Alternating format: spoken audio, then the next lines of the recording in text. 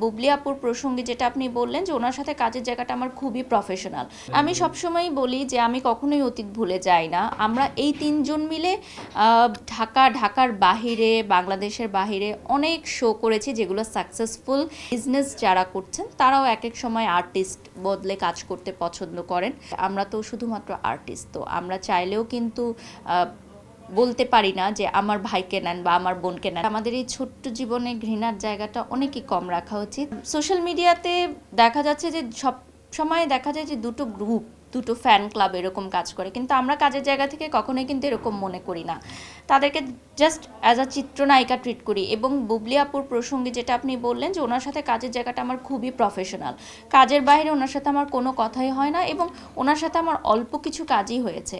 আর অপু বিশ্বাস দির সাথে আমি দীর্ঘ বছর ধরে কাজ করেছি এবং ওনার সাথে আমার হাজার হাজার স্মৃতি আছে, অসংখ্য স্মৃতি আছে, যেটা হয়তো উনিও কখনো ভুলতে পারবে না এবং আমিও কখনো ভুলতে পারবো না।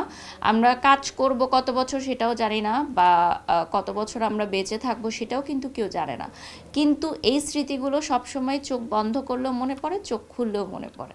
আমি সবসময়ই বলি যে আমি কখনোই অতীত ভুলে যাই না। আমার অতীতে যারাই আমাকে সাপোর্ট করেছে এই সেক্টরে, তাদের মধ্যে গৌতম সাহা দাদা, অপু বিশ্বাস দিদি অন্যতম।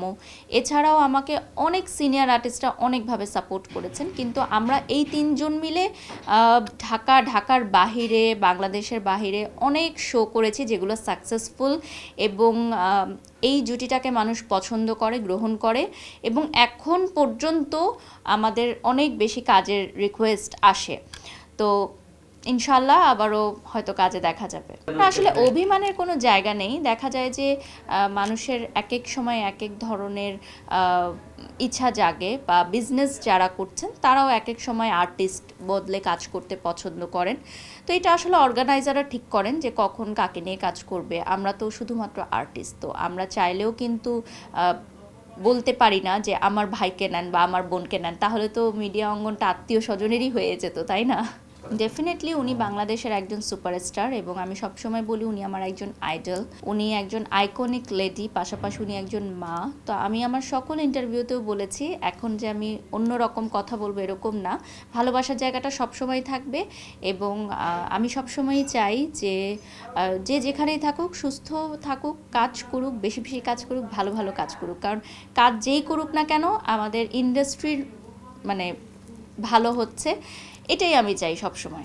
আমি সকলের উদ্দেশ্যে এটাই বলতে চাই যে আমাদের এই ছোট্ট জীবনে ঘৃণার জায়গাটা অনেকই কম রাখা উচিত। আর যেহেতু সামনে বিশ্ব ভালোবাসা দিবস আসছে, ভালোবাসাটা আরও বাড়িয়ে দেওয়া উচিত। আর আমার জন্য ভালোবাসা একটি দিনকে যে আমরা আঁকড়ে ধরবো এরকম না, সবসময় ভালোবাসার ছড়িয়ে দেওয়া উচিত, পজিটিভিটি ছড়িয়ে দেওয়া উচিত, নেগেটিভিটি থেকে দূরে থাকা উচিত। ধন্যবাদ।